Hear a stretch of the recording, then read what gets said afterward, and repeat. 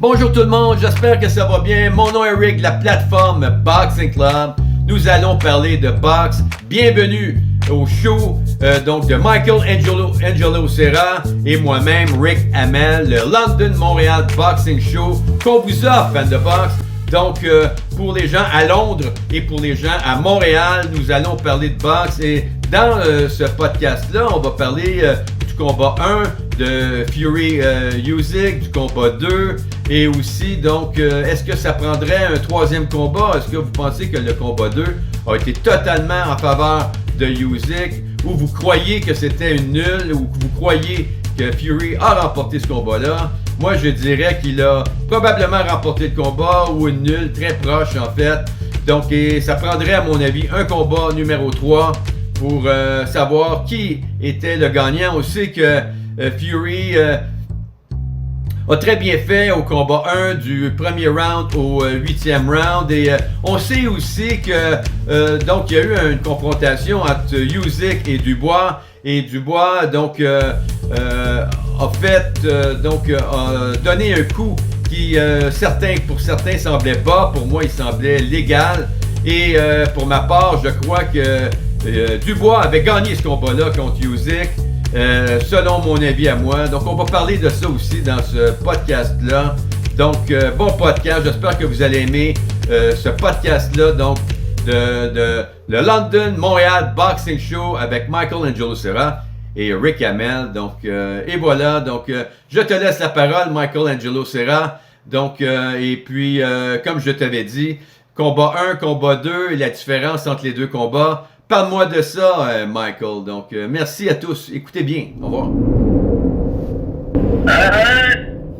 Looking at the second fight, I had it a lot closer than I did the first fight on the cards. The scorecards, the identical scorecards of 116, 112. Forget the robot, the artificial intelligence robot scoring. That was absolutely well wide out of the cards. But I didn't agree with the identical scoring of 116, 112 on all three judges' scorecards. I quite a bit closer than that. A lot of the rounds, the first rounds, it seemed, it was very, very hard to separate them. I think Usyk may have just shaded it, but only just. But from there on, a lot of the rounds were, as us English call it, nip and tuck, which means very, very closely fought rounds. It was at times hard to separate them. But then Usyk seemed to be taking the lead from what I remember, the middle rounds.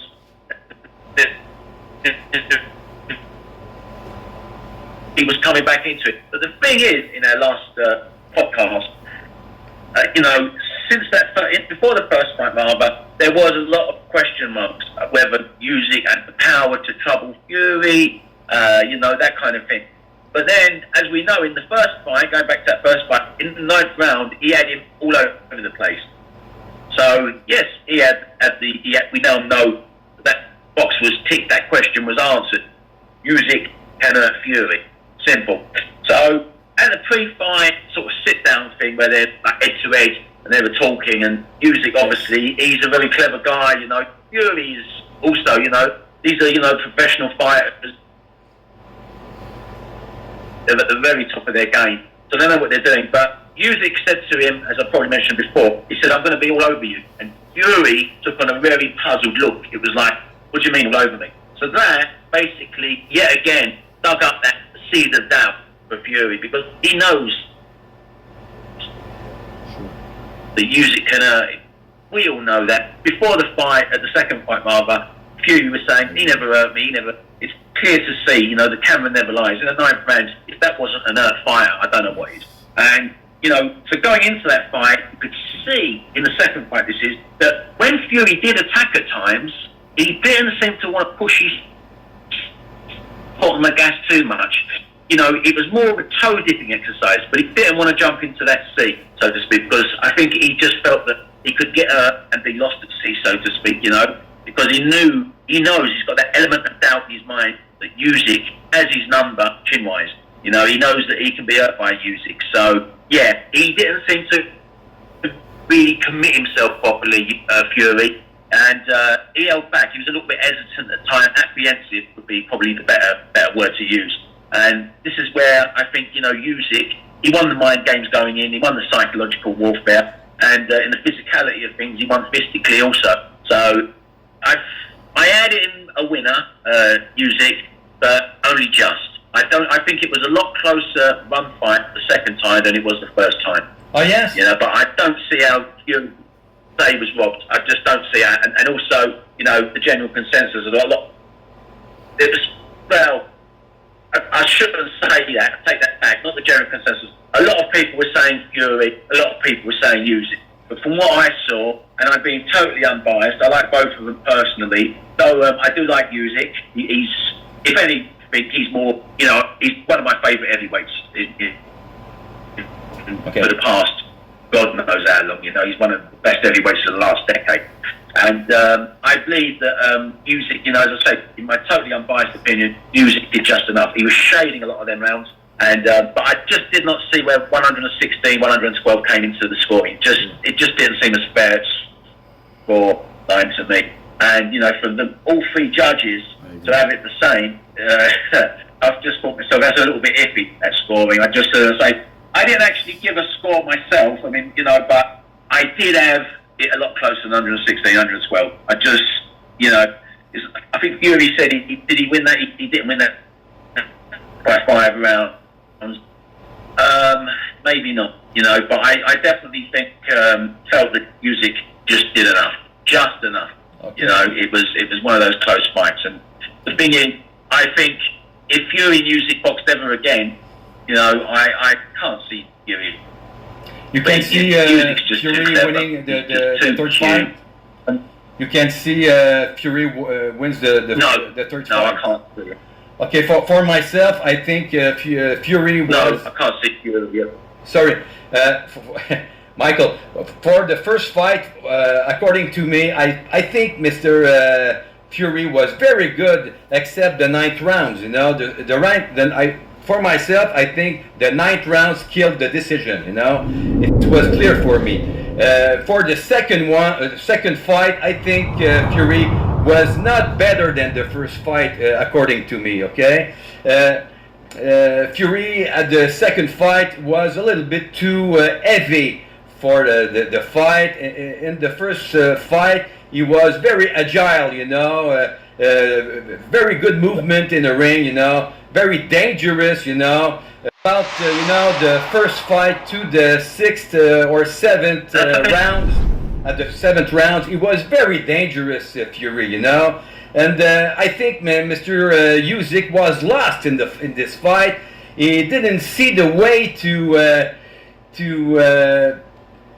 make a knockout, and or I don't know. He was lost in this fight, Was a little bit too slow in this fight, missing precision in this fight, At the first fight, the precision was there, the tempo was there, He had a lot of confidence, in this fight, but the 9th round, was terrible for Fury, and I think the judges, had very concerning about the 9th round.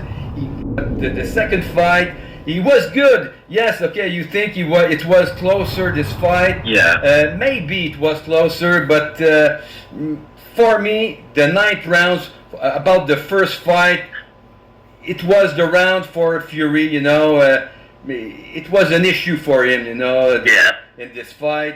But in the second one, I think Usyk was very good in this fight. He was better than the first fight, He was not lost in the second fight. He was there mentally. He was very there. He was very strong in the second fight. And I think, I don't know, I think Fury didn't find a way to make a knockout, but he would have made a knockout, on the second fight, but it was not possible for him, the knockout. But I don't know. I think it was very sad for him, the 9th round, for the fight number 1, Michael. What do you think about it? What do you think about it? Well, he had him going. As I said before, in that first fight, in that 9th round, when Usyk had him going, he was all over the place. And if the referee hadn't jumped in, he would have definitely gone down. Definitely, without a shadow of a doubt, he would have been on the floor. I'm agreeing with you, Definitely. Michael. Yes. Yeah. When you see a fighter like that, when you see a guy in trouble like that, when you've been watching boxing like we have for many, many years, I myself, I've been watching it 40 odd years plus, and you see countless times when guys, they get hit and they get hurt, and when a guy he's on the verge of being stopped or he's on the verge of going down. Yes. Barring a miracle, he would turn it bad, but there was no way he would be able to, would have stood up. The referee did him a massive favour, and I got some a little bit of criticism.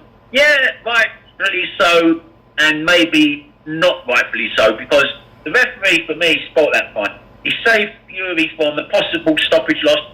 No, I'm not saying Fury. I'm definite Fury would have gone down. That is without a doubt, he would have gone down. Would he have survived? We'll never know. We will never know. I believe he would have got up from the knockdown if the referee hadn't jumped in. As I say, he would have been down, but he would have got up. But would he have been able to have survived a further onslaught from Usyk? I don't know. Would he have been able to have brushed the cobwebs away?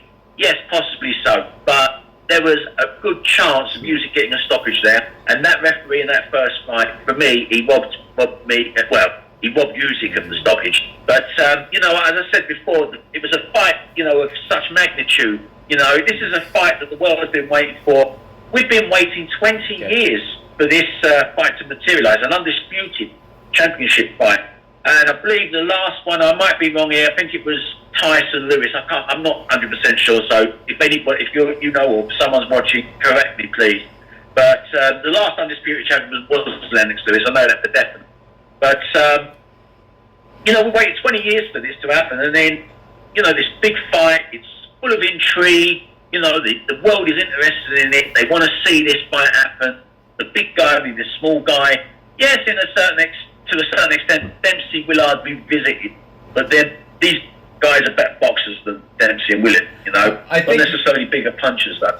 I think you're right, because we thought Fury was very big, and he fought a smaller man, and I think everybody said he's big, he's going to win this fight, but it was not possible to Fury to win the second fight, but it was close. It was a very close fight, and I would like to see a third fight, You think the third fight, Usyk will win, but for myself, I'm not sure. I think Fury can win the third fight, I think, for myself. It's kind of like, as I was saying, are you there? You okay? Yes. Sorry. Yeah, it's kind of like, as I was saying, the referee, it was a fight of such magnitude. To me, it was an anti-climax in the ninth round. When he jumped in and gave Fury the standing 8 count, a fight of that magnitude, people were saying to me, but it's the rules, Yes, it is the rules. But there's, there's been, top of my head, there's been other times when things have been let go. The world, we're on the edge of our seat. Is Usyk going to stop him? Is Usyk, Fury's in trouble. And then the ref jumps in, comes to 8, and it's like, it's one big anti-climax, because everybody's excited, oh, please don't, and then the ref saves Fury. That's as far as I'm concerned, that's what he did. And it happened in the first of the fight, and yet again in this fight. So sometimes when you have the referee on your side, it's like having a third glove in your arsenal of punches, And it's, for me, it ruined the fight, because if the ref had just let it go, there's always going to be that question mark, and it adds to the controversy of the last 100 or so years of the heavyweight division. There's always that controversy that looms over these fights. Ali Liston in '65, did Liston take a dive? Ali Foreman, for example. There was controversy, believe it or not, around that. People were claiming that they loosened the ropes on purpose for Ali, because with his rope-a-dope tactics. But and also Ali Frazier, the film in Manila, when Frazier, Ali actually was, he actually admitted this later in life, that he did say to Angelo Dundee at the end of the 14th round, cut him off. And Dundee said, no. He stopped at the 14th. He beat Marvin Hagler, Watts had done, but he saw it and he rushed over to the ring to get to the Frazier corner where he yanked Dunham and Eddie Futch, and he said to him, he was trying to play with him, he's going to quit, Ali's going to quit. But before he could get there, they waved the fight over, and Ali come off of his stool and he collapsed to the floor. But you watch the film of that, you see that happen. But Foch just stopped the fight, you know. Foch stopped the fight at the 14th round, you know.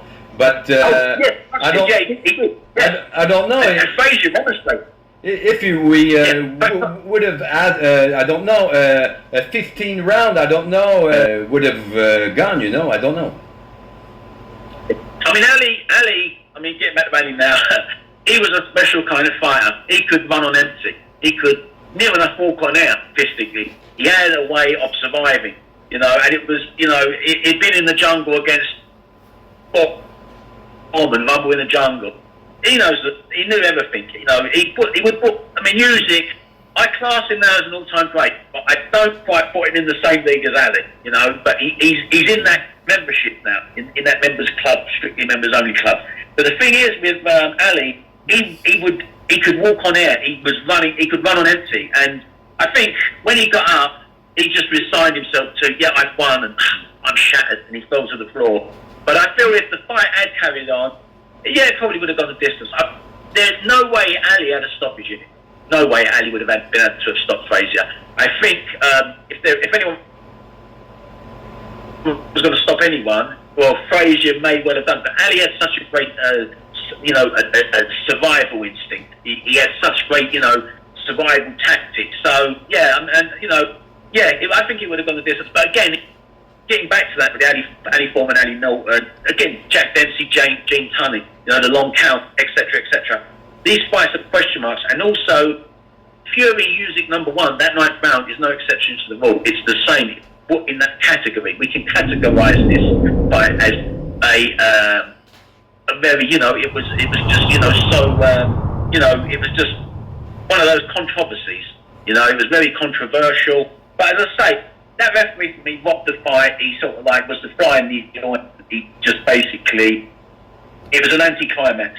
He came in heavy for a reason. He's not going to be able to, he wasn't, as he was in the first fight, as you stated, as you pointed out, he wasn't as mobile or as fluent with his shots. But obviously he came in heavier. And when a guy comes in heavier, that's for the guy to go out there and try to force the stoppage, to wear the smaller guy down. It's clear. It's clear. He got to that point of where he could have hurt Usyk, but he pulled back. He just I don't fancy this. Maybe I'd be forgiven for saying that Fury was a little bit gun shy in that fight. A little bit too, when it comes to a shootout, he was a little bit. I don't know, because he could get stopped here. I could get stopped here by Usyk. So yeah, he had that doubt in his mind, and he forever will have that doubt in his mind. But for him saying that to his dying day, he will always feel that he won that fight, the second fight, I don't agree with that. I had Usyk. Not a massive win, as I say, 116, 112 it wasn't, but I definitely had him doing enough to win the fight, definitely. There's no way Fury was wrong, no way. But I didn't agree, as I say, with 116, 112. Okay, but Michael, yes, I think what you said, it's very nice, but I think it's very good comments. I don't know, I think it was a close fight, the second one. And when I've seen Usyk with his face all swollen, I don't know. I think Fury made a very good job, at the second fight. He was very tough, very strong, and I think it was a very close fight, a closer fight than the decision. I think for myself, Michael, but.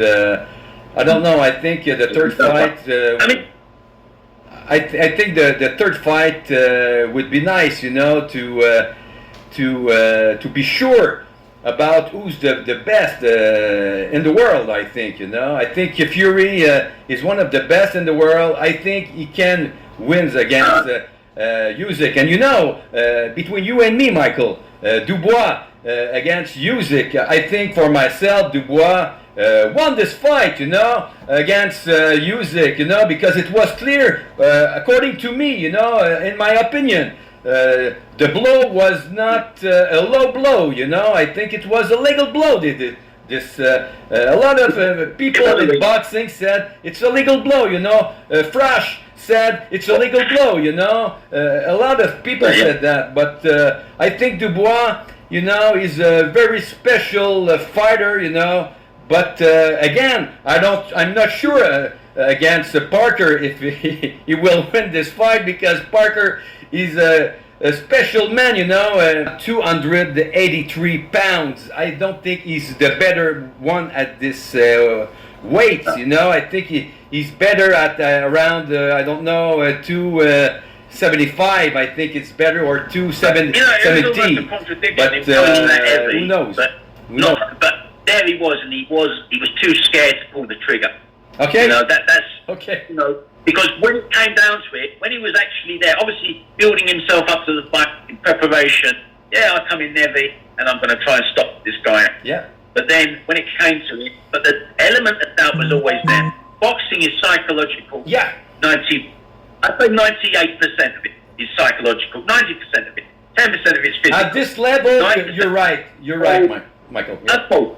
We're even a six-man. If you haven't got the right mindset, you're going to lose. You've got to feel like you're going to go in there and win. And it's a lot like, I suppose, Marvin Hagler, you could say. His mindset, when he was became world champion, because he was on the sidelines for many years. 50 fights he had till he got his first shot against me. Then eventually he got the shot against Adam. But even after he won the title, Hagler was quoted as saying, I go in there and I fight like the challenger. Michael, that was his mindset. I just want to apologize myself, because I think it rests around 2 minutes. I think in this meeting, you know, about you know. So we're gonna make a conclusion. Okay. Well, what is your conclusion about this fight? Sure. Well, as far as I'm concerned, I know you don't agree with this, and that's fair enough. You know, opinions vary. But I don't feel that Usyk-Fury2 will be, to me, quite as big. Donc, et voilà, fan de boxe. Donc, la capsule est terminée. J'espère que vous avez apprécié la capsule. Donc, le LondonMontreal Boxing Show avec Michael Angelo Serra et moi-même, Rick Hamel. Donc, comme Michael mentionnait, il disait qu'au combat 1, c'était un combat qui était en faveur de Usyk, en plein milieu donc du combat. Usyk a été de plus en plus dominant et puis il méritait donc la victoire. Et au combat numéro 2, c'était un combat beaucoup plus serré, c'était très serré, mais Michael disait que au combat 2, Usyk en avait fait assez pour gagner le combat. Et voilà, c'était un peu donc sa pensée à lui, et ma pensée à moi, c'était que le combat 1, Fury était dominant du premier round au 8e round, au 9e round, il s'est fait, comme on dit, pincer. En bon québécois, il s'est fait pincer, et puis il était acculé au câble, il se faisait tenir par les câbles parce qu'il semblait ébranlé. Et au pire aller, s'il aurait tombé, c'était 2 points qu'il perdait et non pas le match au complet, parce que selon moi, Fury dominait du premier round au 8e round qu'il dominait. Il a eu tous les rounds à lui, à mon avis. Et rendu au 9e round, ça a été la débandade, comme on pourrait dire.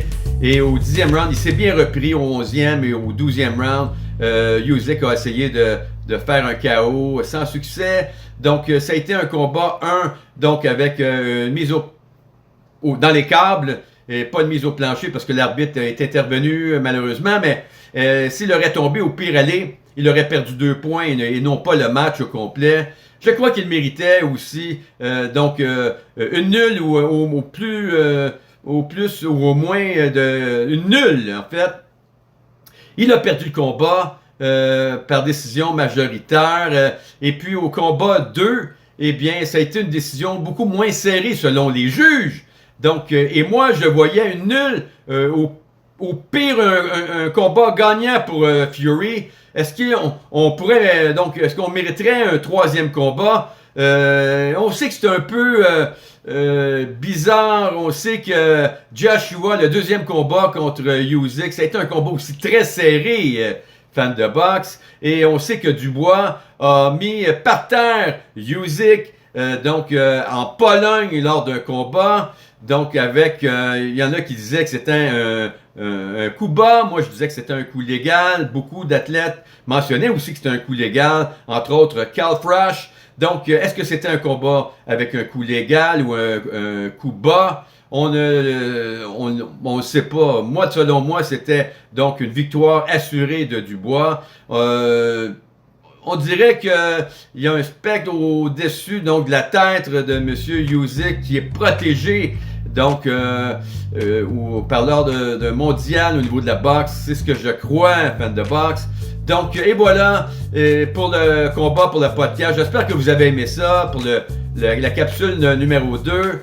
Donc, on va revenir éventuellement pour une capsule numéro 3. Faites attention à vous, fans de boxe, et laissez vos commentaires. Ils vont être la bienvenue. Merci à Michael Angelo Serra et au plaisir de se revoir pour une autre capsule de LondonMontreal Boxing Show, fans de boxe. Merci et au revoir.